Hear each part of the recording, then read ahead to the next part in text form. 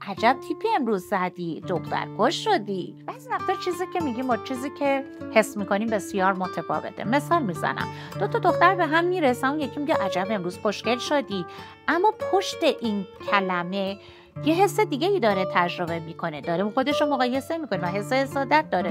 یا اینکه 2 پسر تو مهمونی به هم میرسن، اون یکی میگه عجب تیپی امروز زدی، دخترکش شدی به قول معروف، اما پشتش داره خودش رو مقایسه میکنه با اون پسر و حسادت، کینه داره توش ایجاد میشه و بر اساس اون داره میگه. در ظاهر این کلمات حس تشویق دارن، حس مثبت ایجاد میکنن، اما حسهای پشت این کلمات چی هن؟